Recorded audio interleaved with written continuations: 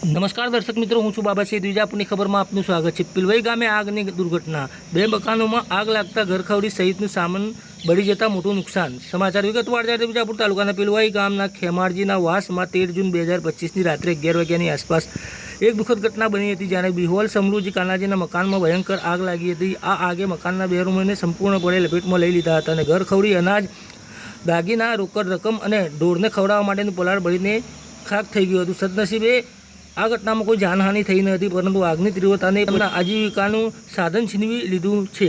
ઘટના રાત્રે બની હતી, જ્યારે વિહોલ સમૃદ્ધિ કાનાજી પોતાના ઘર પરિવાર સાથે ઘરના બહારના રૂમમાં બેઠા હતા. અચાનક તેમને અંદરના રૂમમાંથી ઉજાસ થતો હોય તેવું લાગ્યું હતું. દરવાજો ખોલતા જ આગની જ્વાળાઓ બહાર નીકળી હતી, જે જોઈને સમૃદ્ધિએ ઝડપથી પોતાના પરિવારને સુરક્ષિત રીતે ઘરની બહાર લઈ જઈને સલામત સ્થિતિએ ખસેડ્યા હતા. તેમની આ સમય સૂચકતાના કારણે મોટી દુર્ઘટના ટળી હતી. આ દરમિયાન સ્થાનિક રહેવાસીઓએ તાત્કાલિક ફાયર બ્રિગેડને અને જીબી સબસ્ટેશનને જાણ કરી હતી. માણસા, વિજાપુર નગરપાલિકા અને વિજાપુર એપીએમસીના ફાયર બ્રિગેડની કુલ 3 ટીમો ઘટના સ્થળે પહોંચી હતી.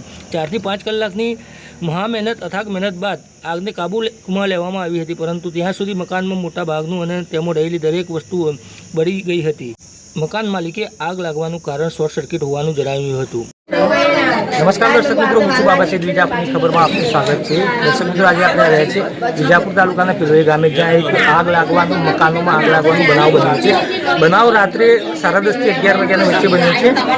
જોઈ શકો છો જે રીતે મકાનોમાં આગ લાગી છે, જે બળીને ખાક થઈ ગઈ છે મકાનો, ને મોટા પાયે જે કહી શકાય છે ઘર વખરી જે છે, અનાજ છે, ઢોરોનું જે ખાવાનું સામાન છે તે બળીને ખાક થઈ ગયો છે. આપણે મારા કેમેરામેનને કહીશ કે જે દ્રશ્યો જે પૂરા ઉતારવાની કોશિશ કરી કે જોઈ શકો છો જે રીતે આગ લાગી છે અને બંને મકાનો આગની ચપેટોમાં આવ્યા છે અને આગ લાગવાથી ભયંકર નુકસાન પડી છે. એમનાથી જાણવાની પૂરી કોઈ કેટલું નુકસાન છે, કેમ કે જોઈ શકો છો નુકસાન સંપૂર્ણ ઘર, બે ઘર જે છે, અંદર જે મકાન છે, અંદર જે બીજા 2 મકાન છે તેમાં સંપૂર્ણપણે આગની ઝપેટમાં આવ્યા છે ને સંપૂર્ણપણે બળી થઈ ગયા છે. આ ઘટના જે ગઈ રાત્રે 10:30 થી 11 વાગ્યાની બની હોય તેવું અહીંયા સ્થાનિક લોકોનું કહેવું થાય છે. જ્યારે આગ લાગી ત્યારે સ્થાનિક લોકો ઉપર મદદ આવ્યા. લાઈ બંબાની મદદથી આગને સંપૂર્ણ કાબૂમાં લેવામાં આવી હતી. એટલે મહા મહેનતે લાઈ બંબા દ્વારા જે ફાયર બ્રિગેડના જે માણસો હતા તેમને ભારે જહેમત ઉઠાવી અને જે રીતે આગ બોલાવી છે.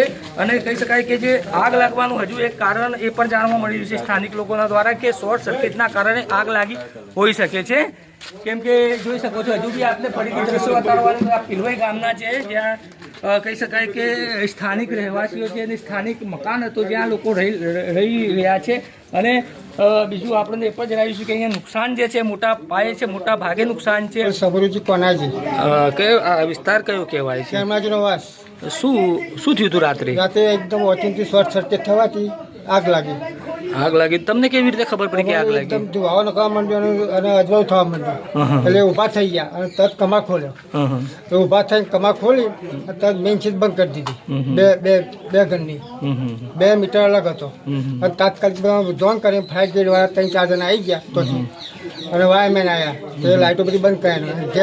ગેસ વાળા આવ્યા, સાબરમતી ગેસ વાળા સાહેબો આવ્યા તો એ બધું બંધ કરી દીધું. તમારા જે આજે આગ લાગી એમાં શું નુકસાન થયું છે? એમાં ઘઉં હતા, પૈસા હતા, ઘર વખરી બધી હતી અને દાગીના હતા, બધી સાફ થઈ ગયા સંપૂર્ણ. કેટલા મકાનોમાં આગ લાગેલી છે? બે મકાનોમાં. એક વિહોલ સમૃદ્ધિ કોનાજી અને વિહોલ સંઘારબા સમૃદ્ધિ. બંને જોડે મકાન હતા. બે કેટલી કલાકમાં આગની ફાયર બ્રિગેડના લગભગ 3 થી 4 કલાકે બુઝાવવામાં આબા કરી કાબૂમાં લાયા. હવે તમે આજે આગ લાગી છે, સરકારથી કે તંત્રથી શું માંગ કરી રહ્યા જે છો? સહાય આપવું તે ખરી. ઘર વખરી બીજું પૈસા દાગીના વત્તા બધી સાફ થઈ ગયું છે.